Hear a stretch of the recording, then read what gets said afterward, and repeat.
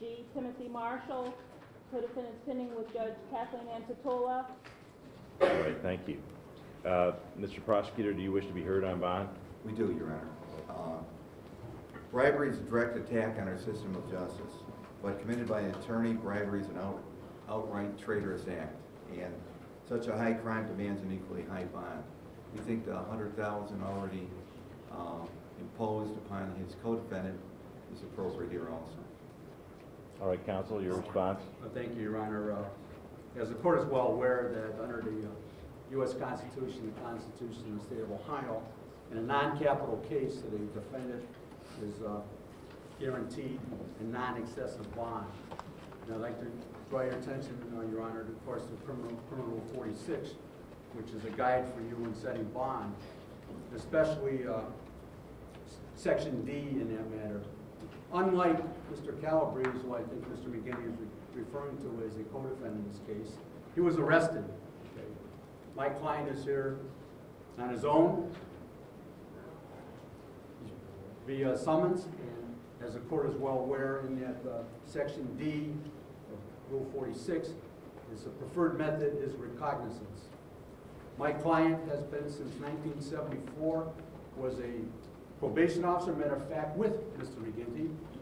He was a bailiff in this court, and of course has been a practicing attorney. The allegations, what he says about bribery and traitorous, of course, Your Honor, my client is presumed innocent, and I feel he should not be punished with a high bond in this matter.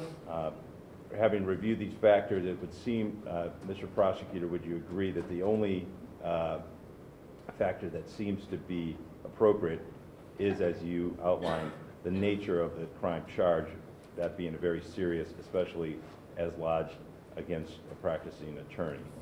I would agree with that. Any other factors that you believe, do you have reason to believe that this defendant who is present here today would likely abscond? Abscond and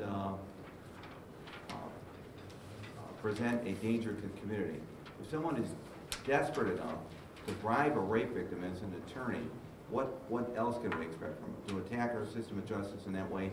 Can we be surprised at any other action between now and this trial? Your Honor, is no action. Matter of fact, the indictment begins on April 19th, the allegation 2012. There's absolutely no other, since then, what has he done? He's not going to abscond, he's not a flight risk. All right, He has tremendous ties to the community. Weighing all the factors that have been outlined and argued here today, the court is going to set a $10,000 cash surety or property or 10% bond for the defendant, Mr. Marshall. We'd ask for no contact with the witnesses and victims. That will be granted, and we're going to assign the case to Judge Kathleen Ansatola. Case number 569947, co-defendant A, and 570180, co-defendant B, Mark Dumbus. Good morning, Your Honor. Good morning. Michael Maloney, 440-716-8562. Judge, we waive reading of the indictment, waive notice, although we didn't receive summons. My client has a copy of the indictment, and there's we'd like to enter those waivers of the record and enter a plea of not guilty, and we would like to be heard on bail whenever the court's ready. All right. All the other factors that have been outlined by Mr. Maloney weigh in favor of a reduced or lower bond. The court is going to set the same bond as Mr. Marshall, $10,000, cash surety or property or 10%. I'll put a no contact order with the alleged victim in this case. Thanks so much, Your Honor.